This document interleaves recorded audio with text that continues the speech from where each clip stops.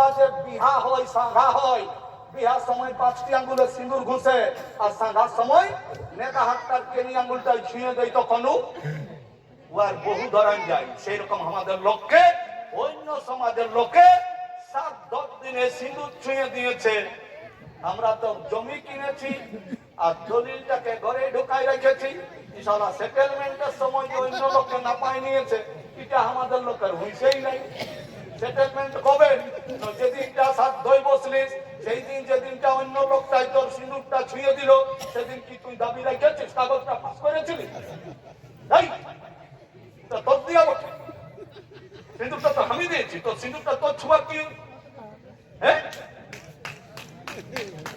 তো সে নাই আমাদের বহু ভিডিও সিঁদুরটা ছোঁয়া করা, তো ছোঁয়া যে করলিস রে বাচ্চা আসবে না, তো বলতে নাই পারবি। দেখো সিঁদুরটা যখন ছুঁয়ে দিলি সেই বাবা তলু হাঁটাউতে,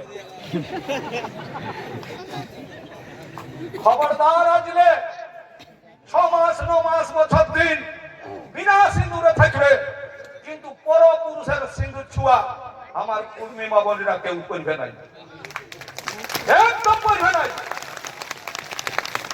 সারা 1 ফোঁটা সিঁদুরের জন্য কারো বাপের হাল গরু বিকাই, কারো বাপের বাস্তু বাড়ি বিকাই, কারো বাপের বহাল খেত বিকাই, তবে এখানে 1 ফোঁটা সিঁদুর দেখে নাই নিজের স্বামীটাই, আর 7-10 দিনে কে দিল? তাই একদম সিঁদুর ছোঁয়া করবে নাই। পুরুষে সিঁদুরটা দিয়েছে এই দিকে, গোটাটা এই দিকে, সেটাকে ঢাকাই নিচে বাবা, পুরুষকে বাইপাস করে দিচ্ছে। আর পুরুষদের দিয়ে একটা গোটাটাই নিয়ে দিচ্ছে, নামাই 9 ঘন্টার পুরানো 6 ঘন্টা, 3 ঘন্টা কমে গেল। বলছে কবে কি পড়ছে, তখনই বলছে তোরা তো ঢেক যাবে। সেদিন ঠাকুর এইটা বললো, কেন পেছলি পক্ষে পড়বে, তাই পেছলি পক্ষের উহাকে কেউ মানতে। এই জন্য বিভিন্ন কারণেই আমরা সমাজে পুরোহিতকে বলছি বাদ দাও, আর বিহা ঘরে টাকা পয়সা লিও না, একদম বলে দিচ্ছি। আমার 2টা বেটা আছে, আমি সংকল্প করেছি যেদিন আমি বেটার বিহা দিব, আমার কোন দিবার মুরাদ না থাকে, আমি আপন ফুলের মালাটা তো দিতে পারবো। আমি আপন ফুলের মালা দিয়ে যেদিন এই বেটার বিহা দিব, এইরকম ধর্ম জড়ুয়াইয়ে আমি, আমার ছেলে যদি কথাবার্তা শুনে, আমি ধর্ম জড়ুয়াইয়ে 5 কুটুমের পাশেই আমি ছেলেকে ওই আপন ফুলের মালা দিয়ে কিন্তু ঘর নিয়ে যাব। আর সোনা দানার কোন বরের নিয়ে বরের বাপ দিয়ে রেখেছিলিস।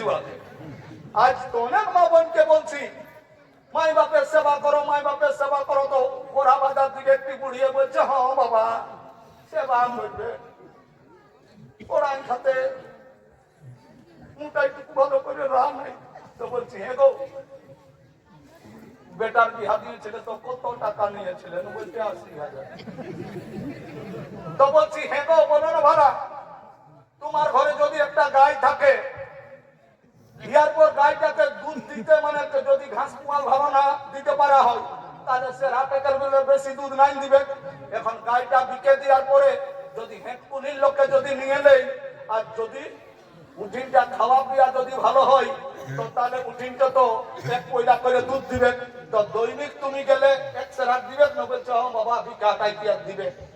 তবে এই বেটাটা কৌ তো বিকেছে বউ, তো ভিকা বেটার মিঠাই আসা পরের বিটির কি ভাষা, তাই কেউ বেটাকে বিকতে যাবে নাই।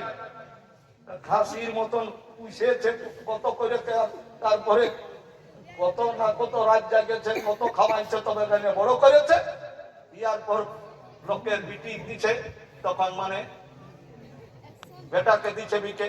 তো যার যে কিনে নিছে, তো ভাই আপন ছাগল খেঁচাই তো টাকা নিজের টাকা তোমার দেখবার আছে, তো উহার বাপের টাকা কিনে নিছে। ইয়ার পর যদি উহার লোক টাকা কানে ধরে যদি উঠায় আর পয়সা তো কোনো দেখবার নাই। তাই 1 নম্বর হচ্ছে আজকে পরে দেখে আমাদের লোক, যেমন কি খৌসা লোকের সঙ্গে মেলামেশা করতে গেলে মানুষের খোঁজ উচার হয়, সেই রকম আমাদের লোক অন্য সমাজের লোকের সঙ্গে মেলামেশা করতে যাই, আমাদেরও লোকের শিখে গেছে।